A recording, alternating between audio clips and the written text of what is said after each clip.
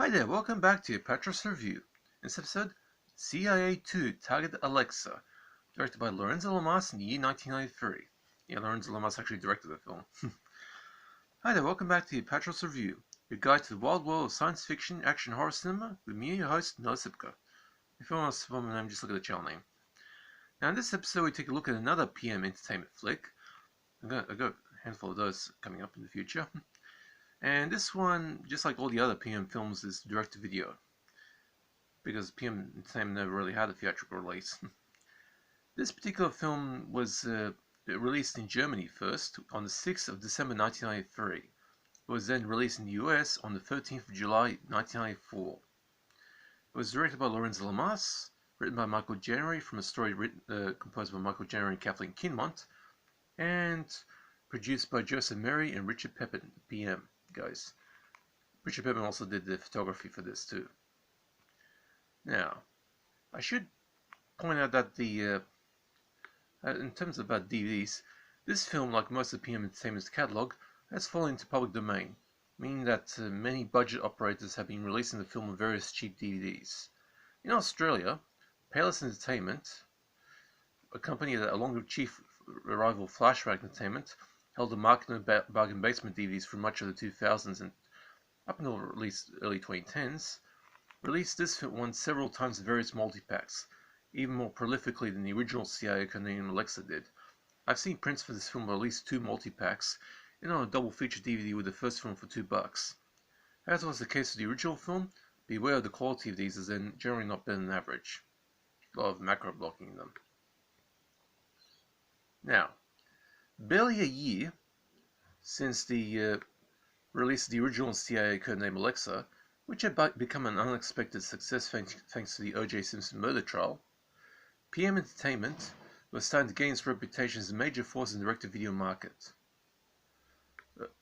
Lorenzo Lamas, the star of the original film, and who was getting a decent place in the direct-to-video action genre, before falling flat on his face in the horror schlock of the 2000s, was given the opportunity to make his directorial debut. And to add to that, he got his then-wife Kathleen Kinmont, who played Alexa herself, to write a story for the project. Thus, C.I.A. 2 Target Alexa was born. Lamas may have something of a cult following amongst the direct-to-video action crowd of the 1990s, and is even a soapy star, and of course Falcon Crest, to be one particular TV show, and can be a pretty decent actor when the material suits him. I am planning to revisit Bounty Tracker in the future since I managed to find a replacement copy of the RAM Multimedia DVD. But here, while the story is reasonable, with the origin of Alexa's cute daughter explained, and the love affair between Mark Graver, Lorenzo Lamas, and Alexa, Kinmont, finally given some closure. I should add to that there was a provision for a third film to be made, but the project never went ahead. So much for C.I.A. Free Nation Under Siege. Alexa is now living the quiet life of a daughter in a small American town, but when Alexa's status as an illegal alien exposed, after being mistakenly arrested by police when she kicks the asses of a pair of hicks masked trying to rob the local convenience store, her former lover, Mark L. Graver, who has returned to the CIA, and is a bit of a bind on his latest mission, decides to give her a job to help her out. Sort of a you scratch my back and I'll scratch yours kind of deal, but with the highest of stakes. Seems that 2 rival terrorist groups have stolen interlocking pieces of the same piece of US CIA military hardware, a nuclear guidance actuator. Looks like an expensive microwave oven. And to answer the question you sarcastic cynics might have, no, it does not toast bread. Instead, this thing can make early 1990s nuclear missiles in the country's entire nuclear arsenal accurate enough so that the nukes can reach your door, not going to attract your attention, wait for you to open the door and then say, "Gotcha, suckers," while exploding in a mushroom cloud that will decimate your entire city.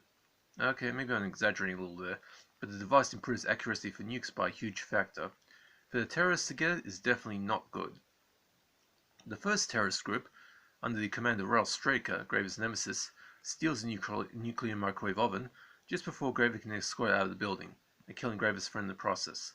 And the device's brain, the chip, was stolen by a rival group led by Franz Kluge, a crafty bugger who happens to be the father to Alexa's daughter. Alexa used to work for him years before, with the help of Lana, a female mercenary who was secretly Straker's insider in Kluge's group. Alexa is sent by the CIA to infiltrate Kluge's hideout, as Straker attempts to steal a chip. As Straker's forces raid Kluj's desert hotel camp, Alexa and Graver try to get Kluj to help them recover the nuclear wave oven before Straker gets the chip. Now, while the first film was as close as you'll get to a C+ masterpiece, this sequel is a notch lower, firmly in C, 4 out of 10 territory. Just a run-of-the-mill action sequel, although the acting is good, and the story is well written with more of an emphasis on character development and something of a romantic drama between Lorenzo Lamas and Kathleen Kinmont. By the way, about a week or so before this review, Lorenzo Lamas has announced his engagement to his current partner and potential sixth wife on his Facebook page. While I'm happy to hear Lamas is getting back into married life, what disturbs me ever so slightly is that Lamas is 63 and his fiancée is 36. My frickin' age.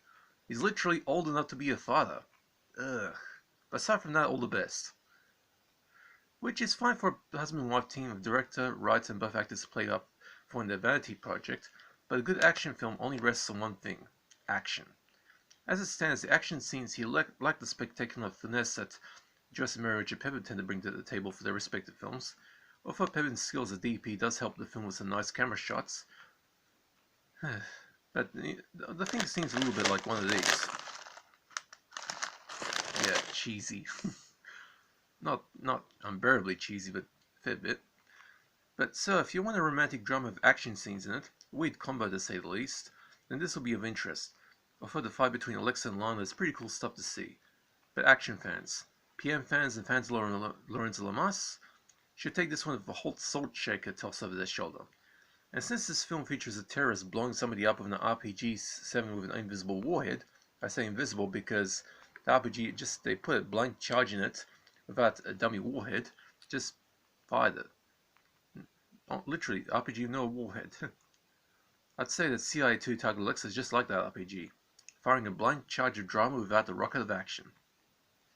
And the film that pretty much feels a little bit like one of these. Now for the gore. There's no gore except for its neat little bullet wounds. As for nudity? Well, not really any nudity to speak of, not even during the sex scene between Kinmont and John Savage. I wonder what was going through Lorenzo's mind when he was filming that. So, C.I.A. 2 Target Alexa gets a C, 4 out of 10. It's average at best. A little bit cheesy, but I don't know, at least it's fun kind of cheese. And if you want to get this film, there are so many public domain prints out there, so just be careful because the quality in some of these can be pretty dodgy. Okay, that's it for that one. Now, I do not do requests, but if you want to know of a particular film in my collection, just hit me up in the comment section. I'll answer. If you also have any like types of horror, sci-fi, action film you want me to check out, or you think I can help you with, just also drop me a line. Hope you guys are staying safe. I know the lockdown's still going on here in Fairfield, but things are getting better.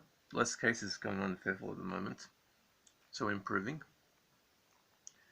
Hope you guys are staying safe. Take it easy.